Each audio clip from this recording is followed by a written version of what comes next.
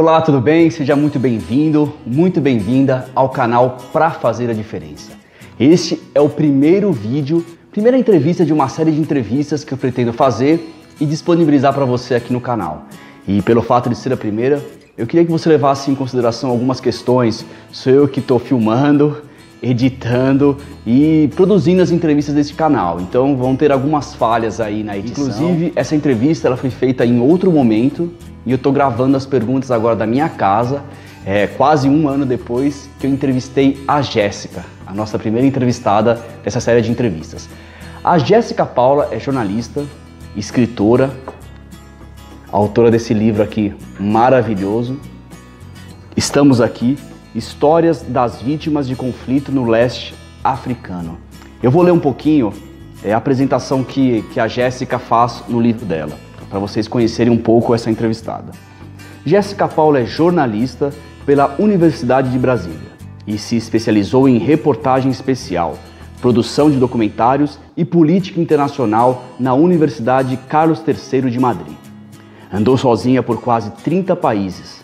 Ela retratou a cultura de tribos indígenas do interior brasileiro, registrou a realidade de mulheres fiapeiras que trabalham em condições análogas à escravidão no Ceará, documentou a vida de ciganos romenos na periferia de Madrid e, através da Agência de Notícias da AIDS, que foi aonde a gente se conheceu, ela passou a acompanhar a chegada de imigrantes venezuelanos ao estado de Roraima e a escrever sobre o cotidiano de pessoas que vivem com HIV e AIDS pelo mundo.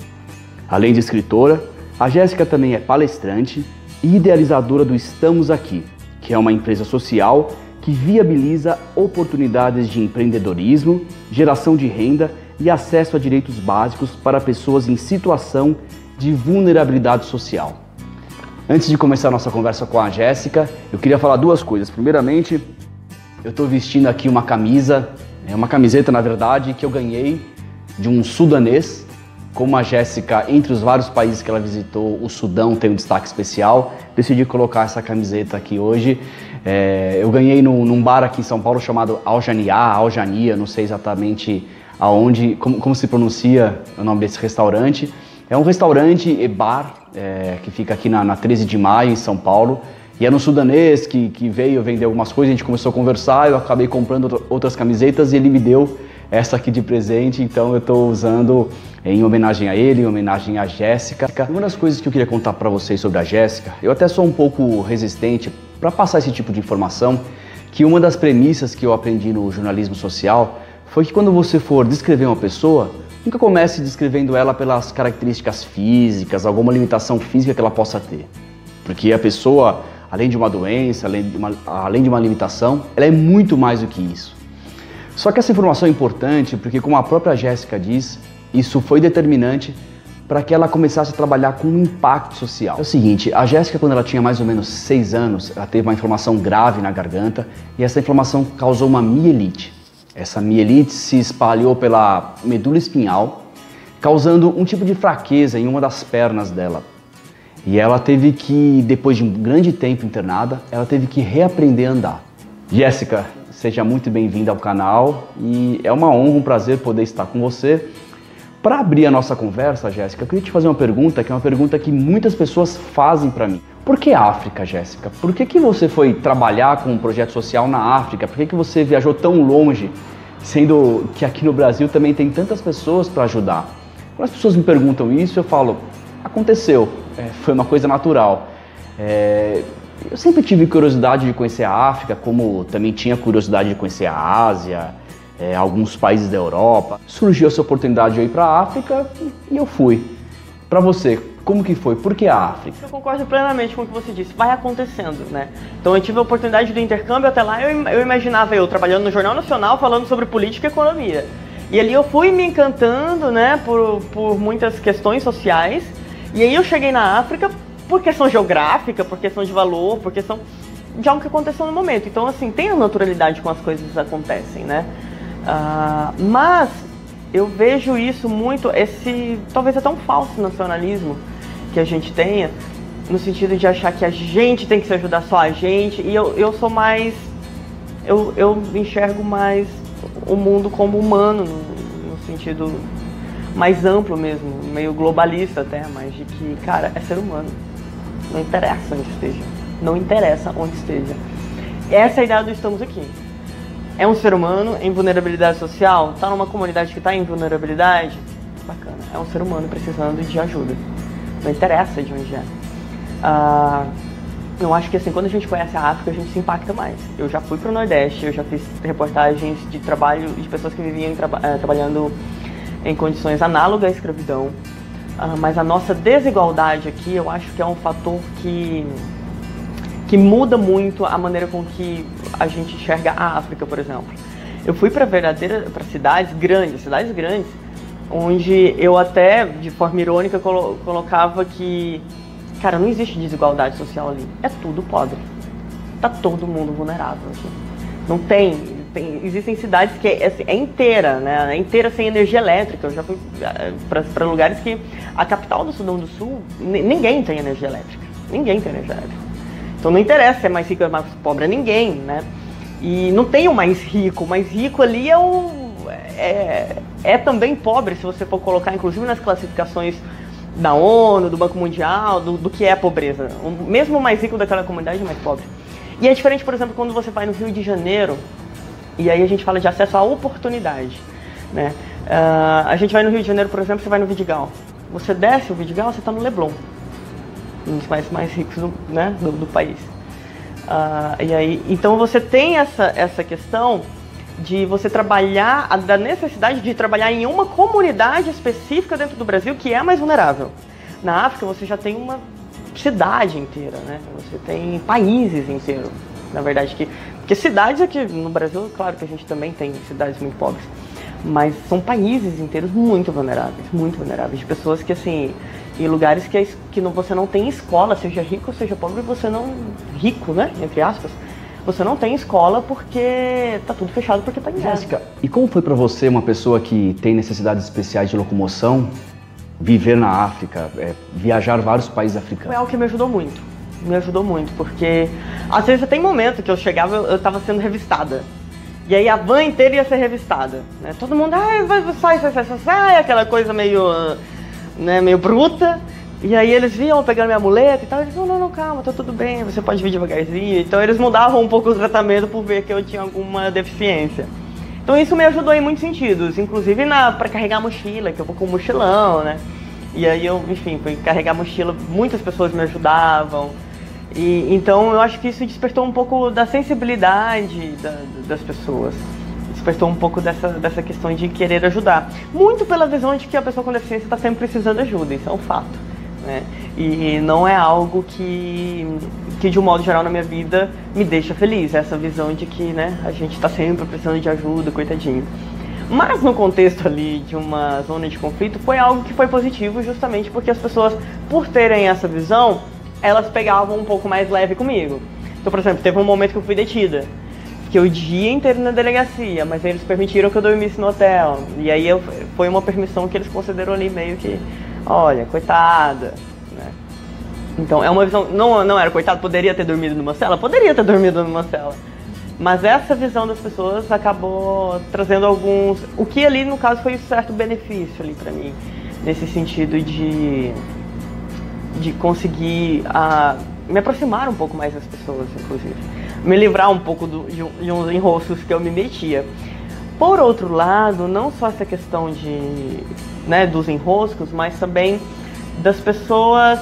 De eu poder falar das pessoas da minha vulnerabilidade e elas se sentirem abertas a falar da vulnerabilidade delas.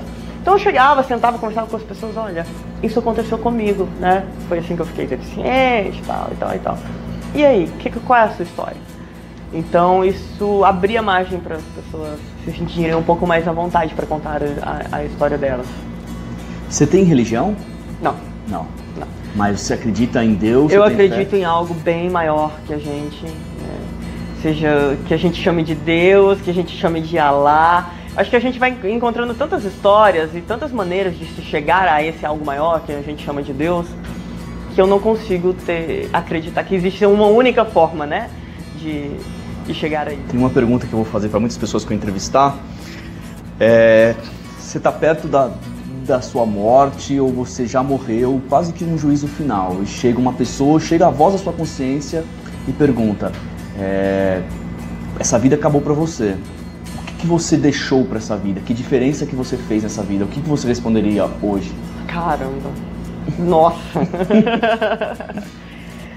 Olha, eu acho que tem duas respostas aí. Tem o que eu acho que as pessoas diriam de mim e tem o que eu diria, né? O que eu ouço das pessoas e o que eu gostaria. O que eu ouço das pessoas é exemplo de resiliência, assim. De saber que, cara, bora que não tem tempo ruim, não. Eu relutei muito tempo com isso, com essa visão de que, você é um exemplo. Mas é algo que está intrínseco, então eu decidi que era melhor aceitar e, enfim. Mas eu acho que se eu puder ter deixado algo mais palpável aqui, é ter tido a oportunidade de tirar algumas pessoas da pobreza. Ou que seja de uma situação bem vulnerável, de ter ajudado efetivamente a pessoas a terem uma vida um pouco mais digna. Um pouco mais feliz. Jéssica, eu queria te fazer uma pergunta. A gente estava conversando aqui e eu notei a sua tatuagem. Ela tem algum significado especial? Porque a minha, na verdade, eu também fiz ela depois da minha viagem na África e ela tem aqui uma representação. É uma mama africana e ela traz toda a simbologia da mulher forte africana, a mulher que resiste. E eu queria saber da sua tatuagem, ela tem um significado especial? Quando eu fui expulsa lá do Sudão, que eu tava passando muito perrengue, e aí tem um amigo meu, sudanês, um rapaz que eu conheci lá, e ele escreveu várias vezes pra mim no caderninho que eu tinha, ele, não, calma, there is a reason, há uma razão pra tudo. E aquilo ficou um mantra ali pra mim, olha, calma, há uma razão, vai dar certo, nada por acaso, as coisas vão se encaixar.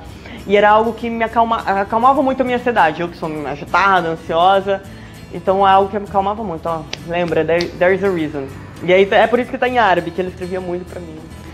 Jéssica, você que também tem uma experiência com projetos de impacto social, que dica que você daria para as pessoas que estão iniciando agora e que desejam construir uma carreira ou apenas ter uma experiência com projetos de impacto social? O que você falaria para elas? O meu conselho é para fazer uma viagem, o que a gente chama de mais roots, né, mais raiz, que é você procurar de fato uma ONG independente de agência e ver quais são as necessidades dessas pessoas e ver quais são as habilidades que você tem que pode ajudar. Eu acho que existem agências aí que cobram pacotes caríssimos para você fazer trabalho voluntário, eu acho que isso não faz sentido, né? Eu acho que o trabalho voluntário ele tem que ser voluntário, né? Ele tem que ser... ali é você com um propósito e alguém precisando de você. E não necessariamente você precisa pagar uma fortuna para ter um intermediário para isso. Então, eu acredito muito que é a pessoa procurar ONGs, procurar projetos, inclusive, que possam ter contatos, né? O Estamos Aqui, inclusive, tem vários parceiros em diferentes lugares do mundo e que está sempre precisando de alguém, né?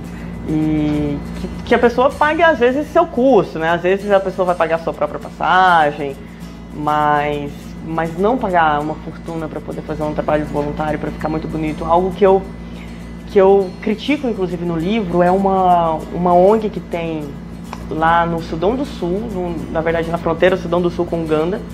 As pessoas pagam uma fortuna em dólares para poder, em pleno Sudão do Sul, um país onde você não tem saneamento básico, onde você não tem vaso sanitário, onde você não tem energia elétrica, no país inteiro. E em pleno Sudão do Sul, as pessoas ali tinham cama, tinha banheiro com azulejo, sabe? Tinha Wi-Fi. Então eles conseguiram montar uma estrutura ali com um gerador, né? Que eles tinham acesso a diferentes recursos que no país inteiro não tem. Então eu acho que assim, se você vai viver de fato essa realidade, viva essa realidade, sabe? Se for assim, vai ficar no hotel 5 estrelas, só pra você ir lá tirar uma fotinha e falar que você tá lá bonitão. Acho que não. Melhor você procurar um outro tipo de viagem. Eu acho que o trabalho voluntário existe um propósito por trás, sabe? Aí sim eu vejo um pouco mais essa genuidade, sabe? Para terminar a nossa conversa, eu queria colocar aqui Um vídeo que eu acho que tem muito a ver contigo. Na verdade é um vídeo que está no seu site de palestras e ele representa muito bem o que eu acredito que você seja. A força que você tem, esse poder que você tem de se superar. Eu queria terminar nossa conversa com uma parte desse vídeo. Da alma, porque se você não tem uma solução, se ninguém te deu uma solução, torne-se ela. Se for para usar a palavra tentar, que seja tentar até conseguir. E se eu não conseguir levantar daqui agora, o que eu vou fazer? Eu vou tentar de novo. E de novo. E de novo. E de novo. Até eu conseguir. Mais ou menos assim.